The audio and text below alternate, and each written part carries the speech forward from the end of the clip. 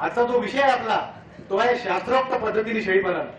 मित्रांनो, आपल्याला माहिती आहे की आपला देश कृषीप्रधान देश आहे, परंतु आपल्या देशातली 95% जास्त शेती ही कोरडवाहू आहे. आज आपल्या विदर्भातल्या लोकांना, या ठिकाणी जे शेतकरी बंधू बसलेले आहेत, त्यांना शेतीची काय परिस्थिती सांगायची गरज नाही. अत्यंत वाईट परिस्थिती आहे, दयनीय परिस्थिती आहे. आपल्याकडे मागच्या यावर्षी अत्यंत कमी पाऊस पडला, उशिरा पाऊस पडला. त्याच्या पावसाचे जे डिस्ट्रीब्युशन होती विभागणी बरोबर झाली नाही. पिकांची परिस्थिती बऱ्याच ठिकाणी दयनीय आहे. जिथे सिंचनाची सोय आहे तिथे ठीक आहे, पण बाकीच्या ठिकाणी अत्यंत दयनीय परिस्थिती आहे. नुकताच मी मागच्या महिन्यामध्ये अकोला, अमरावती, वाशिम, बुलढाणा, जळगावपर्यंत दौरा करून आलो. शेतकऱ्यांची परिस्थिती बघितली. मागच्या 27 वर्षांमध्ये मी पूर्ण देशात फिरलेलो आहे. सांगण्याचं तात्पर्य एवढेच आहे की शेतीला जोडधंदा अत्यंत आवश्यक आहे, परंतु जोडधंदा करताना तो आपल्या या विभागामध्ये योग्य ठरेल की नाही याचा विचार करणं अत्यंत आवश्यक आहे. आणि म्हणून तसा तर डेअरीचा व्यवसाय आहे, एमू पालन करता येतं, ससे पालन करता येतं, कोंबडी पालन करता येतं, अनेक पशुपालनाचे अनेक विभाग आहेत. परंतु आज आपण म्हणाल की फक्त शेळी पालनच का? शेळी पालनाचं अनन्यसाधारण महत्व आहे. कारण आपला जो देश आहे उष्णकटिबंधीय देश आहे, आणि या उष्णकटिबंधीय देशामध्ये आणि आपला महाराष्ट्र सुद्धा, आता बघा हा डिसेंबरचा महिना आहे आणि अजूनही थंडी पाहिजे तशी पडत नाहीये. आणि या उष्ण वातावरणामुळे डेअरी सारखा व्यवसाय जो आहे तो योग्य प्रकारे चालत नाही. त्यामध्ये उत्पादन कमी येतं, दूध उत्पादन कमी होतं, तो फायदेशीर राहत नाही. कोणताही धंदा, कोणताही पूरक व्यवसाय हा फायदेशीर ठरला पाहिजे, हा आपला प्रयत्न असला पाहिजे. नाहीतर त्यात शेतकऱ्याला नुकसान होता कामा नये, कारण शेतकऱ्याची परिस्थिती आधीच दयनीय आहे. आता शेळी पालनाचं महत्व बघूया. जागा कमी लागते. शेळी हा जो प्राणी आहे छोटा प्राणी आहे. मोठ्या जे जनावर असतं गाय किंवा म्हैस, याला जवळपास 35 ते 40 चौरस फूट जागा लागते आणि शेळीला फक्त 12 चौरस फूट जागा लागते, 4 फूट बाय 3 फूट. भांडवल कमी लागतं. अगदी तुम्हाला 2 ते 3 हजारामध्ये एक शेळी मिळू शकते. जर चांगली दुधाळ गाय किंवा म्हैस घेतो तर 50,000 रुपये पाहिजे आणि आपल्याला एक शेळी 5,000 पर्यंत आरामात मिळू शकते. औषधाचा खर्च कमी लागतो. शेळीचं जे सरासरी वजन असतं ते फार झालं तर 20 किलो, 30 किलो, 40 एवढं असतं. आणि बोकड फार झालं तर 40-50 सर्वसाधारण म्हणतो, याच्यापेक्षा जास्त वजन असतं तर त्याच्यामुळे त्याचा डोसही कमी असतो, म्हणून औषधाचा खर्च कमी लागतो. चारा पाणी कमी लागतं. मोठ्या जे जनावर आहे गाय किंवा म्हैस, त्याला 50 किलो चारा लागतो. एका शेळीला एका दिवशी फक्त 5 किलो चारा लागतो. सहज करता येतो. जर आपल्याकडे जर काही वजावडला फिरता गेलो, अनेक ठिकाणी आपल्याला कच्छ, गुजरात आणि राजस्थान मधले काही लोक शेळ्या मेंढ्या घेताना आपल्या पाहायला दिसतात. एक माणूस जो चांगला प्रशिक्षित असतो 500 जनावरं तो सांभाळू शकतो. आणि गाय किंवा म्हैस जर असली आपल्याकडे, एक जरी असली, तर तिला शेण काढायला, दूध काढायला आणि तिची बाकी देखभाल करायला आपल्याला एक माणूस वेगळा लागतो. म्हणजे हा अगदी सहज करता येण्यासारखा व्यवसाय आहे. शेतीसाठी खत मिळतं. शेळ्यांपासून आपल्याला लेंडी खत मिळतं. त्याच्यामध्ये जे उत्कृष्ट सेंद्रिय खत आहे त्याच्यामध्ये नत्र, स्फुरद आणि पालाश हे अगदी 1 ते 1.5% असते. ती शेळीची जी छोटीशी लेंडी असते ती जर मातीमध्ये टाकली तर एखाद्या कॉम्प्लेक्स फर्टिलायझर सारखं, संयुक्त खतासारखं ते हळूहळू हे अन्नद्रव्य जमिनीमध्ये विरघळत असतात आणि त्यापासून आपल्याला खत मिळत असणार. शेती त्याच्यावर उत्पादन चांगलं येतं. दूध मिळते. एक शेळी कमीत कमी 1 पाव पण दूध देऊ शकते. आणि आपल्या देशामध्ये हा अतिशय आपला देश हा जैवविविधतेने भरलेला देश आहे. 22 वर्णित जातीच्या शेळ्या आपल्याकडे आढळतात आणि त्याच्यापासून आपल्याला एक शेळी आपल्याकडे 3-3 लिटर दूध देते. राजस्थानमध्ये मी 12 वर्ष नोकरी केली. त्या ठिकाणी माझ्याकडे मारवाडी शेळ्या मी पाळल्या आपल्या हाताने आणि एका शेळीचं 3 लिटर दूध मी माझ्या हाताने काढलेलं आहे. सकाळी 2 लिटर, संध्याकाळी 1 लिटर. जमनाबारी सारख्या, ज्याला मिल्क क्वीन म्हणतात, ती शेळी आपल्याकडे आहे, ते 5 लिटर एका दिवशी दूध देते. केस आणि तंतू मिळतात. शेळीचे जे केस असतात ते सुद्धा कामात येतात. आपल्याकडे करत नाही, हा भाग वेगळा. परंतु राजस्थानचे लोक त्याच्यापासून उत्कृष्ट अशा दोऱ्या बनवतात आणि त्या दोऱ्यांपासून खाटा मिळतात. अनेक प्रकारच्या वस्तू त्यापासून तयार होतात. चालता फिरता डिमांड ड्राफ्ट म्हणतो आपण. आज आपल्याला पैशाची गरज आहे. तुम्हाला बसल्या जागी 3 ते 4 ते 5 हजार रुपये आरामात एक शेळी विकतो. हा बसल्या जागी आपल्याला पैसा मिळतो, पण आपल्याला डिमांड ड्राफ्ट असं म्हणतो आम्ही. दुष्काळात उपयोगी असा व्यवसाय आहे. अगदी वाढलेल्या काड्या खाऊन सुद्धा हे जनावर जिवंत राहू शकते. राजस्थानमध्ये केंद्रीय शुष्क क्षेत्र अनुसंधान संस्थान, सेंट्रल ॲरिझोना इन्स्टिट्यूट, इथे 12 वर्ष नोकरी केली. त्या ठिकाणी मी प्रयोग केले. शेळीला 2 दिवस पाणीच पाजलं नाही, 3 दिवस चारा खाऊ घातला नाही, शेळी मेली नाही, मेंढ्या मेल्या नाही. त्यांचं फक्त वजन कमी झालं, एवढाच फरक पडला. तर तेवढं खाऊन पिऊन सुद्धा वाळक्या काड्या खाऊन, आपल्याकडे तर बरीच हिरवळ दिसते, वाळक्या काड्या खाऊन सुद्धा हे जनावर जिवंत राहतं आणि आपल्याला दूध आणि तंतू आणि मांस देतं आणि खत सुद्धा देतं. म्हणून आज दुष्काळ सुद्धा उपयोग. राजस्थानमध्ये 2-2 वर्ष पाऊस पडत नाही. 1990 मध्ये जेव्हा मी त्या ठिकाणी होतो, 2 वर्ष पाऊस पडला नव्हता म्हणे व्यवस्थित. तिसऱ्या वर्षी पाऊस त्याला जर 1 वर्ष पाऊस पडला दुष्काळ म्हणतात, तर 2 वर्ष पडला तर दुकान म्हणतात आणि 3 वर्ष पाऊस झाला तिकाल म्हणतात. एवढा होऊन सुद्धा त्या ठिकाणी जनावर जिवंत राहतात आणि त्या शेतकऱ्यांना उत्पादन करतात. त्यांच्याकडे फक्त 300 मिलीमीटर पाऊस पडतो, आपल्या विदर्भात 1200 मिलीमीटर पाऊस पडतो. पण आपल्याकडे हा व्यवसाय आपण करत नाही, कारण याच्याकडे आपलं थोडं दुर्लक्ष झालेलं आहे. याकडे शेतकऱ्यांनी बंधूंनी लक्ष द्यावं, हीच माझी विनंती आहे. आखाती देश जे आपले दुबई आणि तिकडे जे बाकी जे देश आहेत त्या ठिकाणी भारतीय बकऱ्यांना फार मोठी मागणी आहे, कारण त्याच्या मांसाला इथे सेंद्रिय मांस म्हणतात. कारण आपल्या ज्या शेळ्या आहेत 90% जास्त लोक हे आपल्या परंपरागत पद्धतीने व्यवसाय करतात आणि जंगलामध्ये चालतात. तर जंगलातल्या या वनस्पतीवर कोणतेही कीटकनाशक फवारल्या जात नाही आणि त्यावर कोणतेही खत टाकल्या जात नाही आणि म्हणून आपोआपच या वनस्पती सेंद्रिय आणि याच्यावर चरणारे हे जनावर याचा मांस म्हणजे सेंद्रिय मांस, याच्यापासून मिळणारं दूध म्हणजे सेंद्रिय दूध असं संबोधले जाते. म्हणून तिथे फार मोठी मागणी आहे. आपल्याकडे जे मुस्लिम बंधू असतात त्या मुस्लिम बंधूला एक सण येतो बकरी ईद.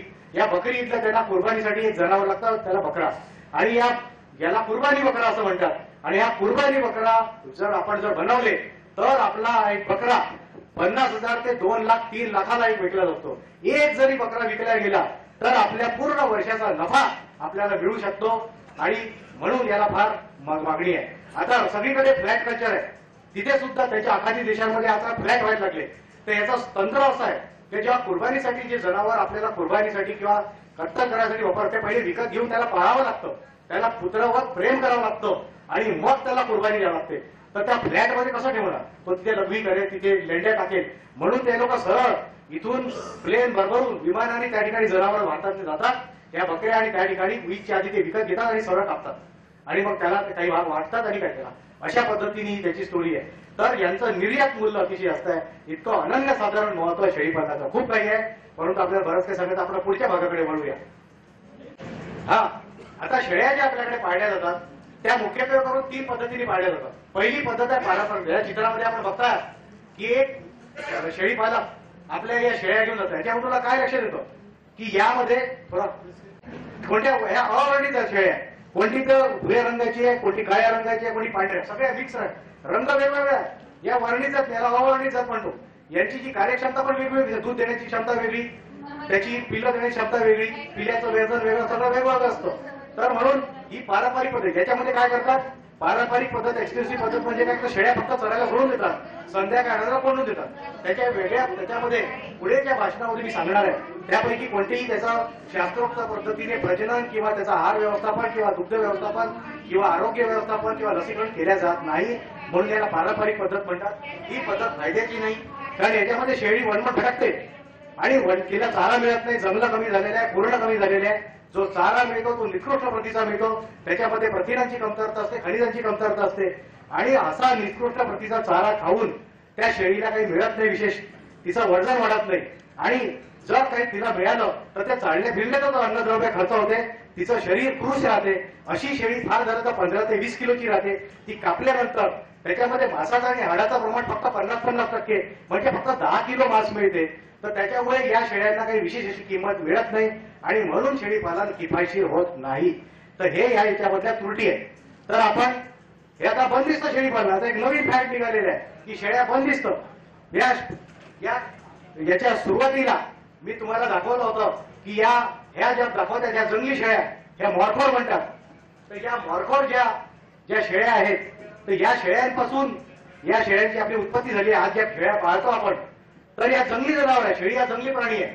आता या जंगली प्राण्याला तुम्ही एसी मध्ये आणि कूलर मध्ये ठेवाल तर या काही इथे तप धरणार नाही किंवा याची कार्यक्षमता वेळ राहणार नाही. आता बघा इथे इतकी गरमी होते, असं मला वाटतं कोट काढून फेकून द्यावा. हा फक्त तुमच्या इम्प्रेशन मारण्यासाठी घातलेला आहे. हे काही कामाचं नाही. आपण इथले आहोत, आपण ही गरमी आरामात सहन करतोय बिना पाण्याने, इथे बिना पंख्याने बिना कूलरनी बसलो आहोत. तसेच या शेळ्यांना जर तुम्ही नाजूक बनवाल तर यांना रोगराई जास्त येईल. आणि याच्यामध्ये त्रुटी काय आहे तर या शेळ्यांचं म्हणजे वजन मग अमाप वाढतं आणि जेव्हा या गाभाण राहतात तर याच्या पोटातलं गर्भाशयातलं पिल्लू मोठं होते आणि कष्ट प्रसव. आपल्याला माहिती आहे की शहरामध्ये जास्त सिझेरियन होतात, कारण त्यांना बायकांना व्यायामाची सवय नसते, त्यांचे जे मसल्स कमजोर होतात आणि त्याच्यामध्ये सिझेरियन जास्त होतात. तर या शेळ्यांमध्ये पण सिझेरियन होतात. आणि शेळी पालनाचा जो खर्च आहे, समजा 100 रुपये आपण गृहीत धरला, यातले 60 ते 70% खर्च त्याच्या आहारावर होता. आणि मग बंदिस्त शेळी पालन केलं आणि पारंपरिक केलं, तर पारंपरिक पद्धतीमध्ये जसे राजस्थानचे लोक करतात, एकही पैसा खर्च करत नाही. आणि त्या शेळ्या ते लोक उरण्यावर जातात, एकही पैसा हा 70 रुपये त्यांचा वाचतो. आणि बंदिस्त शेळी पालन केलं तर हा 70 रुपये खर्च आपल्याला खिशातून करतो, उलट सिझेरियन जास्त होतो. म्हणजे आपला खर्च वाढतो, त्याच्यामुळे हा किफायतशीर राहत नाही. मग आता तुम्ही म्हणाल की मग काय करायचं? तिसरी पद्धत सेमी इंटेन्सिव्ह, अर्धबंदिस्त, सुवर्ण मध्य, या दोन्ही पद्धतीच्या मध्ये. म्हणजे हे आमच्याकडची शेड आहे, हे फक्त तुम्हाला याचं काय आहे, तर शेळ्यांना चरायला पाठवतात. शिफारसीप्रमाणे रोज 5 ते 6 तास शेळ्यांना चरायला पाठवायला पाहिजे. म्हणजे याचा जो खाण्यापिण्याचा खर्च तो वाचतो. नंबर 2 काय होतं की याला पुऱ्या खाऊ घालतात ऍडिशनल, त्याच्या गरजा भागवण्यासाठी. याला म्हणतात सेमी इंटेन्सिव्ह म्हणजे अर्धबंदिस्त. ही सगळ्यात 27 वर्षांचा अनुभव तुम्हाला सांगतो, ही पद्धत सगळ्यात बेस्ट आहे. राजस्थानमध्ये मी मारवाडी शेळ्या पाळल्या, तर आम्ही हीच पद्धत वापरली. आणि इथे उस्मानाबादी शेळ्या पाळतोय 2001 पासून, तर आम्ही हीच पद्धत वापरतो. आता शास्त्रोक्त पद्धतीने शेळी पालन कसं करावं हे थोडक्यामध्ये. पहिला महत्वाचा मुद्दा शास्त्रोक्त पद्धतीने शेळ्यांची निवड. दुसरा मुद्दा शास्त्रोक्त पद्धतीने शेळ्यांचं प्रजनन. तिसरं शास्त्रोक्त पद्धतीने आहार व्यवस्थापन, शास्त्रोक्त पद्धतीने दुध व्यवस्थापन, सामान्य व्यवस्थापन, आरोग्य व्यवस्थापन, आवास व्यवस्थापन, शास्त्रोक्त पद्धतीने हिशोब ठेवणे आणि सर्वात महत्वाचं शास्त्रोक्त पद्धतीने विक्री करणे. आता एक एक करून आपण बघूया कसं करायचं. पहिला महत्वाचा मुद्दा शास्त्रोक्त पद्धतीने निवड. शेळी पाळायची म्हणजे सरळ हिशोब आहे की एक पिल्लू झालं, मोठा झाला 5,000 रुपये, 2 झाले 10,000, 3 झाले 15,000, 4 झाले तर 20,000. म्हणजे जेवढे जास्त पिल्लं तेवढा जास्त फायदा. तर 2 किंवा 3 किंवा 4 पिल्लं देणारी मादीच निवडावी. आणि हळूहळू आपल्या कळपामध्ये 1 किंवा 2 पिल्लं देणारी किंवा 1 पिल्लू देणारी जी मादी आहे ती कळपातून काढून टाकायची. याला आम्ही कलिंग असं म्हणतो. जसं आपण शेतीमध्ये जास्तीत जास्त उत्पादन देणारी पिकाची जात निवडतो, बेटी वगैरे, तसं त्याच्यामध्ये करायला पाहिजे. दुसरं, ती चांगल्या वर्णित जातीची पाहिजे. उदाहरणार्थ उस्मानाबादी. आता का म्हणतोय, कारण 18 वर्षापासून आम्ही इथे शेळी पालन, जे वर्धा रोडला आमचं ऑफिस आहे, केंद्रीय कापूस संशोधन संस्था, तिथे ते कृषी विद्यार्थी ठेवले आहे आणि आम्ही त्याच्यावर गहन संशोधन केलेलं आहे. आणि आम्हाला असं आढळलं या 18 वर्षांमध्ये की आमच्या 60% बकऱ्या या 2 पिल्ले देतात, 36% बकऱ्या 3 पिल्लं देतात आणि 4% बकऱ्या 4 पिल्लं देतात. म्हणजे ह्या आमच्या निवडलेल्या शेळ्या आहे. अशा पद्धतीने आपण हे करायला पाहिजे. कारण फक्त आम्ही सध्या उस्मानाबादीचं नाव करण्याचे प्रयोग केलेले आहे. तशी मारवाडी चांगली असते, सिरोही चांगली असते, आणखीन दुसऱ्या जमुनाबारी पण चांगल्या असतात, त्या आपण कुर्बानीसाठी वापरतो. तर अशा शेळ्या आपण वापरायला पाहिजे. ती सशक्त पाहिजे, निरोगी पाहिजे, कारण निरोगी नसले तर नुकसान जास्त होईल, वाहतूक जास्त होईल. चमकदार कातडी पाहिजे, तिची म्हणजे त्याचा आरोग्य चांगलं पाहिजे. त्रिकोणी आकार असलेला पाहिजे, म्हणजे जास्त चारा सामावून घेण्याची क्षमता तिच्यामध्ये असं आपण गृहीत धरतो. नर पण असा चांगल्या वर्णित जातीचा पाहिजे, सशक्त पाहिजे आणि 1.5 वर्षाच्या वर पाहिजे, कारण त्याचे प्रजनन अंग व्यवस्थित विकसित झालेले असत असावे. आता हे बघा, एक चित्र दाखवलं, याच्यामध्ये तिचे 3 किंवा 4 पिल्ले घेतात. अशा प्रकारची शेळी आपल्याला पाहिजे. आता प्रजननासाठी नर कसा पाहिजे, तर 1.5 वर्षाच्या वर पाहिजे, दस्तपुस्त पाहिजे, डोळे पाणीदार पाहिजे म्हणजे निरोगी पाहिजे, कान सतर्क पाहिजे, कातडी तुकतुकीत पाहिजे, प्रजनन अंग त्याचा वृषण आणि शिश्न व्यवस्थित वाढलेला पाहिजे. त्याला कोणताही प्रजननाशी संबंधित आहार, ब्रुसेलोसिस किंवा व्हिब्रोसिस व्हायला नको, नाहीतर मग त्याच्यामध्ये कळपामध्ये ॲबॉर्शन जास्त होतात, गर्भपात जास्त होतो, त्याच्यात इन्फेक्शन झालं. म्हणजे बरगड्या नीट वाढलेल्या पाहिजे, म्हणजे त्याच्यामध्ये भरपूर अंतर पाहिजे, म्हणजे भरपूर चारा खाण्याची क्षमता त्याच्यात असली पाहिजे. 4ही पाय मजबूत पाहिजे, खूर वाढलेले पाहिजे, पण वेड्या वगैरे नको, नाही तर तासाव लागतात. आणि कामेच्या चांगली पाहिजे, कारण आपण शेळी पालनाचं युनिट जेव्हा टाकतो तेव्हा 10 ते 25 किंवा 40 शेळ्यांमागे फक्त 1 नर आपण पाळत असतो. आणि म्हणून या एका वेळेला काही सगळ्या शेळ्या माझ्यावर येत नाही, त्याच्यामुळे सगळ्यांना काही एका दिवशी पळवावं लागत नाही, म्हणून एकच नर पुरेसा असतो. म्हणून त्याची कामेच्या चांगली पाहिजे. आता हा बघा, हा एक नर, हे बाहेरून मी दौऱ्यावर असताना घेतला, असा धष्टपुष्ट नर असा पाहिजे. हा अवर्णित आहे, परंतु धष्टपुष्ट आहे. आता हे बघा, आता जाती कोणत्या पाहिजे. ही आपली बेरारी, ही आपल्या विदर्भातली जात आहे. आपल्या विदर्भामध्ये आणि महाराष्ट्राच्या बॉर्डरवर, MP बॉर्डरवर हे ही जात आपल्याला आढळते. ही तुम्ही बघितली असेल. आता ही उस्मानाबादी, ही आमच्याकडे आहे. या जातीच्या शेळ्यांविषयी आधीच तुम्हाला सांगितलेलं आहे. अतिशय चांगली जात आहे, 18 वर्षांपासून आम्ही पाळत आहोत. याच्यामध्ये जुळ्यांचं प्रमाण 60%, तिळ्यांचं प्रमाण 36% आणि 4 पिलांचं प्रमाण 4% असतं. तर ही जात सगळं याच्यामध्ये जन्मजात वजन पिलांचं जवळपास 3 ते 4 किलो असतं. मादी 40 ते 50 किलोची असते आणि नर पण जवळपास 40 ते 60 किलोचा, 80 किलो पर्यंत तुम्ही जेवढा चांगला त्याला खाऊ पिऊ घाला तेवढा चांगल्याची पद्धत आहे. ही सिरोही, ही राजस्थानच्या सिरोही जिल्ह्याच्या जवळ आहे, पाली जवळ हे जागा होती. एवढा हरणासारखं कातड असतं. ही जात फार चांगली आहे. त्याच्यानंतर ही बीटर पंजाबची, ही दुधाळ जात आहे. ही तुमच्या माहितीसाठी जमनापारी. आजकाल कुर्बानीसाठी या जनावरांना आपण विशेष असं पाळतो. ही दुधाळ जात आहे आणि या दुधाळ ही जवळपास 5 लिटर एकाची दूध देते. परंतु आपल्या शेळ्यांना सुद्धा मारवाडी सांगितलं 3 लिटर दूध देऊ शकते. आता हे सगळ्या काय तुम्हाला या इंटरनेटवरून घेतलेले चित्र. ही जमनापारी, या जाखरला ही राजस्थानची जात आहे. ही सुरती ही गुजरातची जात आहे, सुरतकडची. बारबारी ही उत्तर प्रदेशची ब्रीड आहे. ब्लॅक बेंगॉल ही ब्लॅक बेंग म्हणजे बेंगाची ब्रीड आहे. सिरो ही मग सांगितलं राजस्थानची, सिरोही जिल्ह्याची. मारवाडी ही मारवाड भाग जो आहे राजस्थान मधले ठिकाणे, मारवाड पाली मारवाड हा जो भाग आहे तिथला. मलबारी ही केरळची जात आहे. मेहसाणा ही इथली गुजरातची जात आहे, मेहसाणाची. कच्छी ही गुजरातच्या कच्छ भागातली जात आहे, मारवाडीसारखीच असते. संगमनेरी आपल्या महाराष्ट्राची जात आहे, ही दुधाळ जात आहे. ही उस्मानाबादी, ही गोहिलवाडी, ही झलवाडी ही राजस्थानची जात आहे. गंजम ओरिसाची जात आहे. कन्नायडू तिकडची तामिळनाडूची जात आहे. आता ह्या फक्त तुमच्या माहितीसाठी ही ओबेरशाली स्वित्झर्लंडची ब्रीड आहे. साने स्वित्झर्लंडची ब्रीड आहे. ह्या फक्त तुमच्या माहितीसाठी. तिकडच्या शेळ्या कशा असतात. ही लॅमेनच्या, ही ओरेगॉन स्पेनची जात आहे. ही अँग्लो न्यूबियन ब्रिटिश आणि आपल्या ब्रिटिश जातीची आणि भारतीय जातीची संगम केलेली जात आहे. या टोकेनबर्ग स्वित्झर्लंड, अल्पाईन पण स्वित्झर्लंडची जात आहे. आता आपण दुसरा महत्वाचा मुद्दा घेऊया की त्याच्यामध्ये शास्त्रोक्त पद्धतीने प्रजनन कसं पाहिजे. आता प्रजनन म्हणजे काय, साधारण नर आणि मादीचं मिलन होणे आणि मादीला गर्भधारणा होऊन नवीन पिढीचं जनन म्हणजे प्रजनन. काय फार मोठी गोष्ट नाही. आता कसं करायचं, तर आपला जो गोट फार्म असतो त्या गोट फार्म मध्ये ज्या माद्या आपण अंगणामध्ये सोडलेल्या असतात त्या अंगणामध्ये एक नर निवडतात. त्या नराच्या शिश्नावर एक जड जाड कापड बांधतात आणि त्याला माद्याच्या कळपामध्ये सोडायचा. तर तो सोडला म्हणजे बरोबर तो थुंगत थुंगत थुंगत थुंगत जातो आणि जी मादी माझावर आली असते फक्त तिच्या अंगावर चढतो. या पद्धतीला इंग्रजीमध्ये बर्डिंग असं म्हणतात. आणि या माझावर आलेल्या मादीला तो ओळखून काढतो. जसं त्यांनी ओळखून काढलं त्यांचं मिलन घडू देत नाही.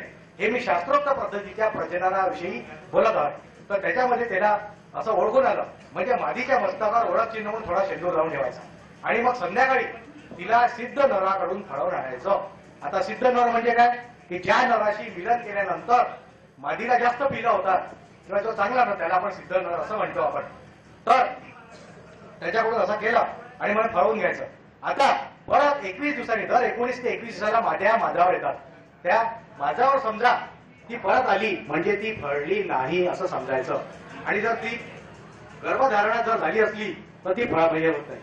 आता अंदाजे जवळपास 5 महिने म्हणजे 150 दिवस तिचा गर्भकाळ असतो. तर 150 दिवसांनी तिची विण्याची अपेक्षित तारीख आहे असं लक्षात घ्यायचं आणि ती आपल्या एका वहीमध्ये त्याची नोंद करून घ्यायची.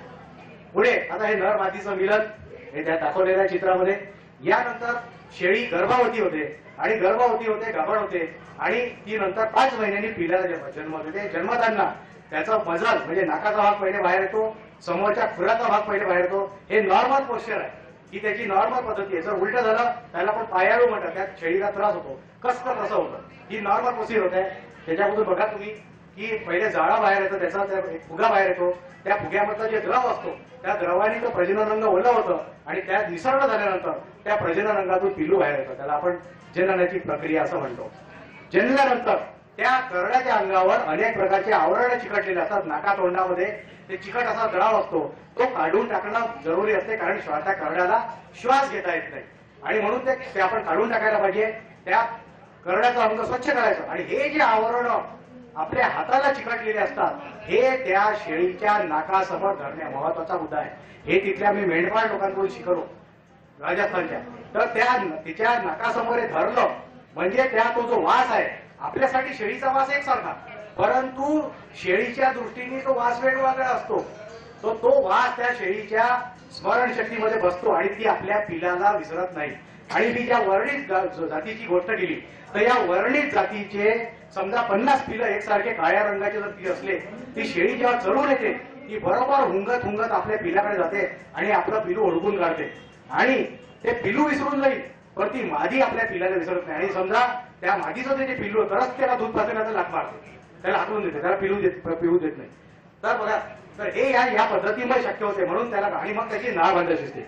जेव्हा पिलू करडू आपल्या आईच्या म्हणजे बकरीच्या गर्भाशयात असते ते एका नळीने जोडलेलं असतं. जसं आपण सुद्धा आपल्या आईच्या पोटात एका नळीने जोडलेला असतो आणि जेव्हा ती आपण जन्म घेतो तर ती नळी तोडून जाते आणि त्या आपली जी बेंबी असते तिथून ती जोडलेली असते. तसं त्या करड्याच्या बेंबीपासून एक नळी असते आणि त्यांनी ते करडू आपल्या आईच्या अंगामध्ये जोडलेले असते. त्याच्याद्वारे 5 महिने तिला रक्ताचा पुरवठा होतो पिलाला आणि त्या रक्तातून अन्नद्रव्याचा पुरवठा होऊन त्या करड्याचं संगोपन तिच्या गर्भाशयात होत असते.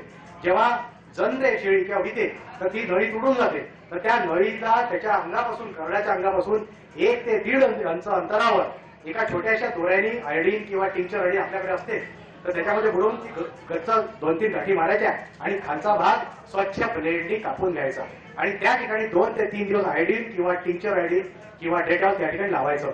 ही छोटीशी गोष्ट केली तर आपल्या या गोट फार्म मध्ये मारतुकीचं प्रमाण, पिल्लं मरण्याचं प्रमाण कमी होते. पहिल्या 9 महिन्यामध्ये मारतुकीचं प्रमाण जास्त असते, 6 ते 9 महिन्यामध्ये अजून कमी होते आणि पहिल्या 3 महिन्यात जास्त असते, ते प्रमाण यांनी कमी होते. हे 99% शेतकरी करत नाही आणि म्हणून मारतुकीचं प्रमाण मग म्हणतात आमचा गोट फार्म यशस्वी झाला नाही. हे याचं महत्वाचं कारण आहे. नाळ बांधणे अतिशय मदत, अगदी 10 पैसे खर्चलाय पण हे करायचं पुढचा. आणि मग हे स्वच्छ केल्यानंतर मग शेळीसमोर चित्रामध्ये बघा की त्या ठिकाणी त्याला टाकायचं असते आणि मग त्याला शेळीला साठवून द्यायचं. पहिल्यांदा नाही टाकायचं, नाही तर ते आवरण शेळीच्या पोटामध्ये जातील. जर आवरण शेळीच्या पोटामध्ये गेले गळ्यामध्ये अडकू शकतात, तिला नुकसान होऊ शकते, दूध उत्पादन कमी होऊ शकते आणि शेळीला नुकसान होते. म्हणून तसं करा, पहिले आपण स्वच्छ करायचं आणि मग शेळीच्या पोटात टाकायचं. मग शेळी त्याला जेव्हा चाटते तर त्याच्या अंगामध्ये रक्त विसरण्याचा वेग वाढतो, करडू ताजं रवाना होतं आणि मग तिला त्याच्याबद्दल इंटिमसी म्हणजे जवळीक निर्माण होते, पांढरा फुटतो आणि मग ती त्याला दूध पाजते. आता बघा की आता यात लिहिलेलं आहे की 5 महिन्यानंतर जेव्हा शेळी लिहिते त्याच्या अंगावर त्याचा चिकट पदार्थ नाका तोंडातला काढून टाकायचा, ती आवरणं शेळीला सुंगवायची असतात, मग कोरड्या पट्ट्याने स्वच्छ करायचं आणि मादीच्या समोर एक स्वच्छ कापड किंवा पोतं अंतरायचं, त्याच्यावर ते पिलू खाली ठेवायचं नाही तर त्याच्या अंगाला माती चिकटेल, तेच ती शेळी चाटेल, मग तिला संक्रमण होईल आणि हजार प्रॉब्लेम येईल, ते होऊ नये. आणि म्हणून आपण अशा पद्धतीची काळजी घ्यायला पाहिजे. त्याच्यानंतर मग करड्याचे खूर फुगायचे, त्याच्या खुरांवर असा उकडलेल्या बटाट्याचा असा पदार्थ खोडून काढायचा, त्याची नाळ बांधायची आणि त्याला अर्ध्या तासाच्या चीक पाजायचा. चीक म्हणजे कोलेस्ट्रॉल, याच्यामध्ये गॅमाग्लोबिनचं प्रमाण जास्त असते आणि जशी छत्री आपलं संरक्षण उन्हापासून पावसापासून करते तसा हा चीक त्या करडाची रोगप्रतिबंधक शक्ती सुरुवातीला विकसित झालेली नसते, म्हणून आपल्याला चीक पाहतो, याच्यापासून अनेक संक्रमणापासून त्याचं रक्षण होते. तर नाळ बांधणे आणि चीक पाजणे या 2 अतिशय महत्वाच्या गोष्टी आपल्याला करायच्या आहेत. या 99% शेळीपालक करत नाही, म्हणून त्याच्यामध्ये मारतुकीचं प्रमाण जास्त असते आणि म्हणून मग लोक फोन करतात की आमचा शेळीपालनाचा व्यवसाय हा तोट्याला ठरला. तर या 2 गोष्टी जरूर करायच्या.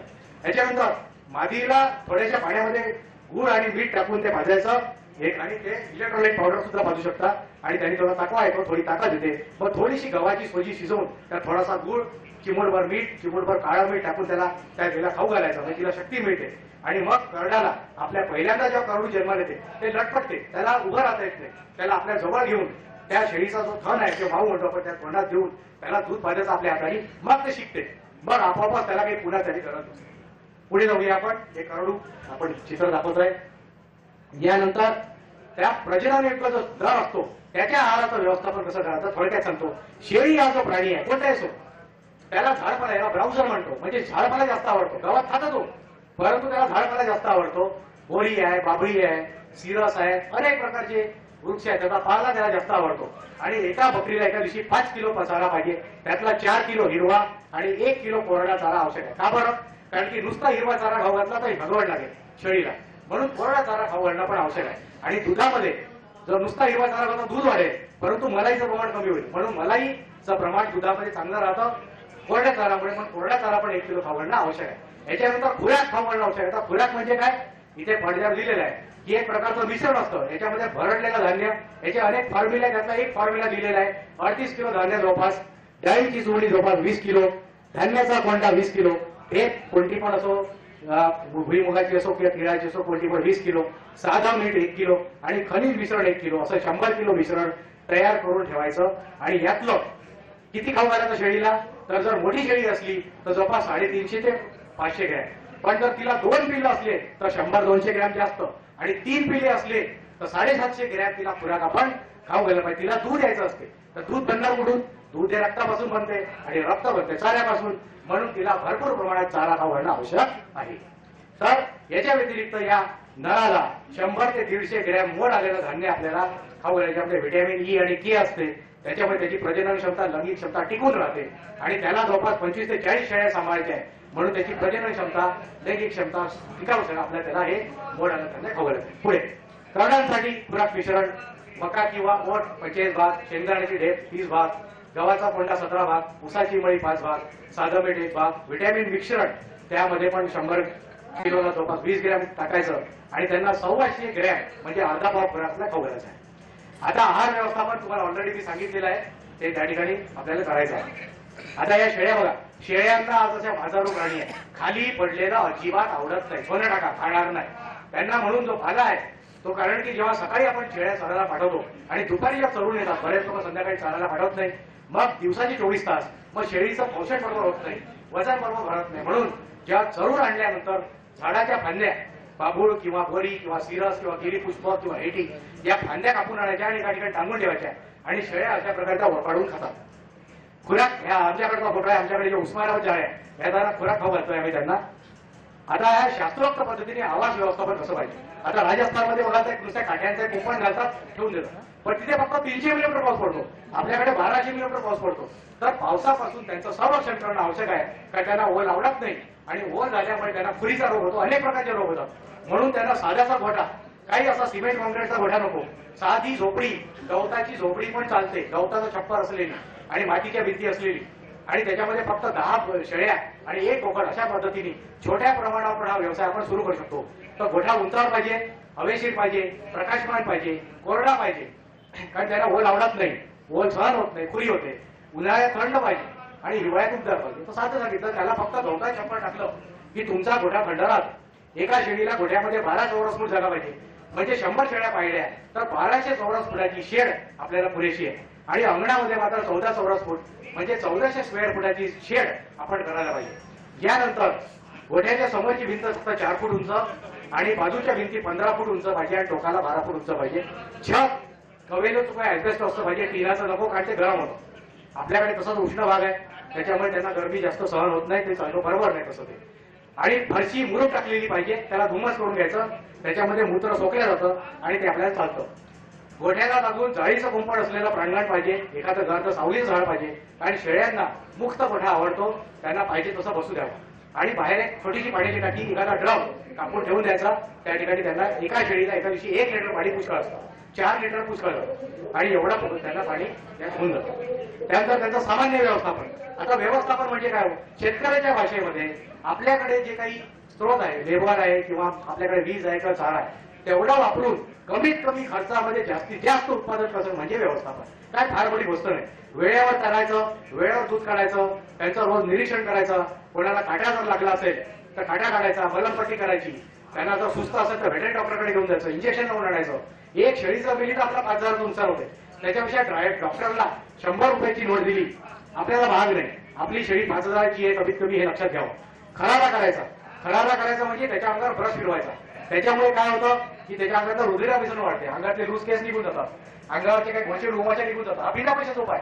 काही नाही तर आपल्या घरी कपडे साफ करायचा साधा एक प्लास्टिकचा ब्रश मिळतो 10 रुपयाचा, तो घेऊन यायचा, त्यांनी आपण खरारा करायचा. ती छोटीशी गोष्ट केल्याने अनेक फायदे असतात. दूध उत्पादन वाढतं, तर ते आपण करायचं. खुरांची काळजी, खूर कसायचे, खुरामध्ये काटे असले तर काढून टाकायचे, काय छोटा चिमटा ठेवायचा आहे, 2 रुपयाचा चिमटा येतो, ते काढून टाकायचे. खच्चीकरण पुढे येणार आहे, तर त्याचे जे अंडकोश असतात त्या अंडकोशामधल्या त्या अंडकोशाला रक्ताचा पुरवठा करणाऱ्या नळ्या आपण थिजून टाकतो. एक चिमटा येतो, बर्डिलो फॅसिलेटर म्हणतात. त्याच्यामुळे काय होतं की जे काही अन्न, जसं पहिलवान लोक लंगोट कसून राहतात आणि आपल्या ताकदीचं त्या ठिकाणी संरक्षण करतात, तसंच याचं अंडकोश ठेचून टाकल्यानंतर त्याच्या नळ्या, हे जे जो काही चारा खातो तो पूर्ण चारा, ते अन्नद्रव्य त्याच्या बॉडी बिल्डिंग मध्ये खर्च होतात आणि त्याची भासाची प्रसुद्धा असते, म्हणून आपण खच्चीकरण करतो. त्याच्यामध्ये करड्यांचं पण सेम तसंच आहे. आता शेळ्यांचं दुग्ध व्यवस्थापन. शेळीचं दूध एक उत्तम असं दूध आहे. त्याच्यामध्ये जे दुधाचे कण असतात ते अतिशय बारीक असे असतात आणि म्हणून म्हशीचे मोठे असतात आणि म्हणून शेळीचं दूध पचायला अतिशय हलकं असतं आणि शेळीच्या दुधाला वास येतो. काय येतो? जसा पुरुषांच्या घामाला वास येतो, कारण आपल्यामध्ये विशिष्ट प्रकारच्या ग्रंथी असतात. तसंच जसा कस्तुरी मृगाच्या बेंबीखाली एक ग्रंथी असते, कस्तुरी ग्रंथी म्हणतात. त्याच्या तसंच या जो नर असतो त्याच्या शिंगाखाली कातडीखाली एक ग्रंथी असते. त्याच्यातला तो एक स्त्राव असतो, म्हणून त्या नराला एक विशिष्ट बोगडासारखा वास येतो, आपण त्याला म्हणतो. तो आपणकडे 99% केसेसमध्ये आपल्याकडे नर आणि मादी एका ठेवतात, म्हणून तो वास शेळीला लागतो आणि तोच वास दुधाला. तुम्ही जर नर दूध ठेवला त्या दुधाला कोणताही वास येत नाही. राजस्थानमध्ये राहून 12 वर्ष शेळी मेंढीचं दूध प्यायला, काय मस्त दूध असते, एकदम टॉप दूध असते. फक्त नर दूध ठेवा, साधी गोष्ट. त्यानंतर दूध काढण्यात तिला खरारा करायचा, स्वच्छ ठेवायचं. दूध काढण्याआधी तिचे सळ स्वच्छ पाण्याने धुवून काढायचे, नाहीतर एका कोरड्या फडक्याने स्वच्छ करायचे. एकदा दूध काढल्यानंतर साधी गोष्ट, बिना पैशाची गोष्ट. दूध काढण्याआधी आपले तळवे स्वच्छ धुवायचे, तंबाखू वगैरे खायचा नाही आणि स्वच्छ हाताने दूध काढायचं. म्हणजे ते दूध सुद्धा, आता मागे दिल्लीला डेंग्यूची साथ आली, 1,500 रुपये लिटर दूध विकल्या गेलं म्हणे. मूर्ख म्हणाय, काही शास्त्रीय आधार नाही त्याला, पण विकून द्या ना, आपल्याला का फरक पडून द्यायला, आपल्याला तर पैसे भेटून राहिले ना. 1,500-2,000 रुपये घ्या म्हणा, काही हरकत नाही, आपल्याला शेतकऱ्याला पैसे मिळाले म्हणून झालं. त्याच्यानंतर दूध काढण्याऐवजी तिला शेळीला धक्कामुक्की करायची नाही, कारण त्यांनी दूध उत्पादन कमी होतं. हळू हाताने दूध काढायचं आणि स्तनदान झालेल्या शेळ्याचं दूध शेवटी काढायचं आणि काढल्यानंतर ते स्वच्छ फडक्याने गाळून घ्यायचं. अशी छोटीशी काळजी आपण घ्यायला पाहिजे. आरोग्य व्यवस्थापन, तिची तब्येत जर चांगली राहिली नाही तर तिचं चारा खाणं कमी होतं, वजन कमी होतं आणि आपल्या शेळीला भाव कमी मिळतो. हे 3 महत्वाच्या गोष्टी आहेत. पहिली महत्वाची गोष्ट म्हणजे लसीकरण, म्हणजे या रोगाच्या लसी तिला टोचून घ्यायच्या, म्हणजे तो रोग तिला ते होत नाही. दुसरा बाह्य परजीवी, म्हणजे गोचीड, गोमाशा, फ्लीज, पिस्सू, हे जे बाह्य परजीवी आहे ते रक्त शोषण करतात. रक्त शोषण केल्यामुळे खाल्लेला चारा शेळीच्या अंगाला लागत नाही आणि शेळ्यांची वाढ थांबते आणि म्हणून बाह्य परजीवीचा नायनाट करणं आवश्यक आहे. आणि तिच्या पोटामध्ये पण अंतर्गत परजीवी म्हणजे लंबकृमी, पर्णकृमी, पट्टकृमी अशा अनेक प्रकारचे कृमी होतात. ते रक्त आतमध्ये शोषण करतात, ते डोळ्यात दिसत नाही, म्हणून त्यांना पण त्याचा नाश करण्यासाठी त्यांना औषध पाजावं लागतं. आता इथे बघितलेलं आहे, दिलेलं आहे की लसीकरण, की जानेवारीच्या महिन्यामध्ये, आता पुढचा महिना येतोय, प्ल्युरोन्युमोनिया, फुफ्फुस गाळ होतो, तर तिच्या अंतर त्वचेमध्ये 0.2 ml एवढी त्याची लस नुसती टोचायची असते. दुसरा महत्वाचा शेळ्या मेंढ्यांचा रोग म्हणजे आंतरविषार, तो मेच्या महिन्यामध्ये 2.5 ml बाह्य स्पर्शी द्यायचं असतं आणि 14 दिवसांनी परत एक बूस्टर डोस द्यायचा. एप्रिल, मे आणि परत ऑक्टोबर, नोव्हेंबर मध्ये लाळ्या कुरकुत, फूट अँड माउथ डिसीज म्हणतात त्याला, तोंडातून लाळ गळते, तो रोग, त्याच्यामध्ये पण त्याचा 5 ml चा त्या लसीचा डोस आहे, तो त्याला बाह्य स्पर्शी द्यायचा असतो. पिटिया, पेस्टडेस पेटिट्स रुमिनन्स, हा एक अतिशय महत्वाचा रोग आहे. तर याची विरोधी लस पण फक्त 1 मिलीलिटर त्यांना टोचायची असते. ही लस बर्फात ठेवायची असते आणि बर्फात ठेवूनच त्यांना द्यायची असते सकाळच्या थंडावी. मे, जून मध्ये घटासारखा रोग असतो, गळ्याच्या गाठीला सूज येते, जनावर मरतात, त्या रोगाविरोधी लस 2.5 ml त्याला द्यायची असते. आणि मे, जून मध्ये 1 टाकी, ब्लॅक क्वार्टर म्हणतो, त्या रोगाची लस त्याला द्यायची असते. बाह्य परजीवीपासून संरक्षण, स्वच्छता बाळगायची, खरारा करायचा, बिना पैशाचा उपाय. आणि जर काही झालं तर डेल्टा मेथिलीन औषध 2 मिलीलिटर या प्रमाणामध्ये वेगळ्या पंपात घेऊन फवारायचं. शेतीचा पंप वापरायचा नाही, महत्वाचं. आणि त्याच्या अंगावर फवारणी करायची, म्हणजे हे सगळे मरून पडतात. अंतर्गत परजीवीपासून संरक्षण करण्यासाठी तिला पानापूर म्हणजे फेनबेंडाझोल किंवा अल्बेंडाझोल किंवा थायबेंडाझोल कोणतंही एक औषध 3 महिन्यातून एकदा पाजरायचं, घोटा लावायचं तिला. आणि ही माजारू जनावर आहे, जेव्हा तिच्या अंगावर डांग मारायची, तिचं तोंड धरायचं आणि तिला घोटा लावायचा. जेव्हापर्यंत ती औषध गिटलत नाही तेव्हापर्यंत सोडायचं नाही, नाहीतर ती तोंडात धरून ठेवते आणि थोड्या वेळा जाऊन टोकून टाकते. तर तिचं नाक थोडंसं दाबायचं, जसं लहानपर्यंत आपण जनता औषध पाहतो ते कसे ते तोंडात धरून ठेवतात आणि बरं त्या नाक दाबावं लागतं, तसं यांचंही नाक दाबावं लागतं. हिशोब ठेवायचा. हिशोब ठेवल्याशिवाय आपल्या शेतकऱ्यामध्ये आणि शेतजी लोकांमध्ये हाच फरक आहे. ते लोक लहान रंगाच्या चोपड्या लिहितात म्हणून त्यांची 3 मजली बिल्डिंग होते, आपली चोपडी राहते, कारण आपण हिशोब लिहित नाही. हिशोब लिहिणं अतिशय महत्वाचं आहे. जन्मापासून मृत्यूपर्यंत शेळीचं प्रत्येक, एका शेळीसाठी एक छोटीशी वही करायची 10 रुपयाची, त्यात लिहून ठेवायचं. प्रत्येक शेळीसाठी एक पान ठेवायचं. किती पिल्ले झाले, नर झाला की माझी झाली, किती वजन झालं, हे सगळं लिहून ठेवायचं. बाजारामध्ये एक स्प्रिंग बॅलन्स मिळतो, जे आपल्या रजाईवाले असतात त्यांच्याकडे पाहिलं असेल, त्याच्याकडे पोत्यावर ते भरून ठेवायचं, त्याचं वजन घेत राहायचं, ते 12 महिन्यापर्यंत लिहून ठेवायचं. आता महत्वाचा मुद्दा की शेळी पालनापासून जास्तीत जास्त फायदा कसा मिळतो. पहिला महत्वाचा मुद्दा, 2 मुलं असतात, उदाहरण देतो की एक माणूस MSc असतो, दुसराही MSc असतो, पण एक MSc पोरगा अभ्यास न करता कुठेतरी बाबूगिरी करतो, दुसरा एमएससी झालेला पोरगा अभ्यास करून स्पर्धात्मक परीक्षा सरळ क्लास 1 ऑफिसर होतो, 50-60 हजारापासून नोकरीची सुरुवात करतो.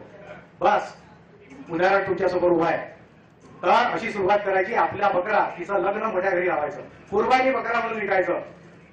ईदला आपल्या धस्तपुस्त करायचं, तिचे खूर बकऱ्यांचे ते तासून त्याला काळा रंगाला बळीया करायचं आणि कुर्बानी बकरा 50,000 ते 3 लाख एका बकऱ्याची किंमत येते. एका बकऱ्यामध्ये पूर्ण एका वर्षाचा नफा निघून येतो. त्याच्यातून जे उरले सुरले, आता माझ्याकडे बऱ्याच लोक येतात गोटफार्मसाठी, सर जनावर पाहिजे. कुठून देणार? आमच्याकडे फक्त 35 जनावर आहे. डेमॉन्स्ट्रेशन युनिट आहे. वर्धा रोडला आमचं ऑफिस आहे कृषी विज्ञान केंद्रामध्ये. ते फक्त लोकांना दाखवायसाठी आहे. त्यातले जास्तीचे पिल्ले आम्ही विकतो वर्षातून 2दा. परंतु बाकी पण तुम्ही स्त्रोत, तुम्ही जागृत व्हा, तुम्ही स्त्रोत निर्माण करा. तुम्ही स्वतः, आता माझे मित्र इथे बोलणार आहेत ते तुम्हाला सांगतील, तर ते स्त्रोत तुम्ही निर्माण करा. तुम्ही स्वतः गोट फार्म उघडा, आमचं तांत्रिक मार्गदर्शन घ्या आणि आमचा पत्ता इथे दिलेला आहे. 1 मिनिट हे आपण कंप्लीट करूया. ते प्रजननासाठी तुम्ही विकायचं. त्याच्यानंतर मग गोट फार्मसाठी आणि उरलेल्या ज्या खेरकूर शेळ्या आहेत त्या फक्त मांसासाठी विकायच्या. लेंडी खत आपण एका ठिकाणी जमा करायचं, जमिनीत दफन करायचं, जमिनीवर टाकायचं नाही. 99% शेतकरी हे चूक करतात. जमिनीत दफन करायचं, त्याला पाणी टाकायचं, त्याला चांगलं 2 महिने सडू द्यायचं आणि ते काळा झालेलं खत, ते त्याचं ह्युमस डेव्हलप झालेलं तेच फक्त विकायचं. 2-2, 3-3 हजार रुपये ट्रॉलीने विकल्या जाते. आणि गांडूळ खत पण तयार करू शकतो. त्याच्यामध्ये 30% लेंड्या, 70% कचरा गिंडा तो एकत्र करून त्याच्यात आपण गांडूळ सोडून गांडूळ खत तयार करू शकतो. आणि स्वच्छ दूध मगाशी मी तुम्हाला सांगितलं त्याप्रमाणे करू शकतो. अशा प्रकारे मित्र हो, आपण हा आपला शेळी पालनाचा व्यवसाय करायला पाहिजे. आता मी तुम्हाला सांगितलं यातल्या बऱ्याच गोष्टी तुम्ही कदाचित लक्षात राहणार नाही. आमचा हा पत्ता या ठिकाणी आम्ही दिलेला आहे. वर्धा रोडला खापरी नाक्याचा मेहन ब्रिज जो आमचा ऑफिस आहे, रोज 9:30 ते 4:30 या दरम्यान आम्ही तुम्ही भेटू शकतो. आता सध्या मी सुट्टीवर आहे, पण त्या ठिकाणी आमचे मित्र पण असतात. माझा फोन नंबर इथे लिहिला आहे 9850347022 आणि माझा पूर्ण 27 वर्षाचा अनुभव मी या पुस्तकामध्ये ओतलेला आहे. 2 पुस्तकं लिहिलेली आहेत मी, एक डेअरीवर आणि शेळी पालनावर. जर आपल्यापैकी कोणाची इच्छा असेल तर हे व्याख्यान झाल्यानंतर आपण घेऊ शकता माझ्याकडून. हे या ठिकाणी मी सगळ्या गोष्टी अतिशय थोडक्यामध्ये मराठीमध्ये शेतकऱ्याला समजेल अशा याच्यामध्ये मी लिहिलेल्या आहेत. काही जबरदस्ती नाहीये. तांत्रिक मार्गदर्शन मोफत आहे, परंतु पुस्तक स्वखर्चाने लिहिले असल्यामुळे मी त्याची थोडी किंमत द्यावी लागेल. धन्यवाद. 9850347022 मराठीमध्ये शेतकऱ्याला समजेल अशा याच्यामध्ये मी लिहिलेल्या आहेत. काही जबरदस्ती नाहीये. तांत्रिक मार्गदर्शन मोफत आहे, परंतु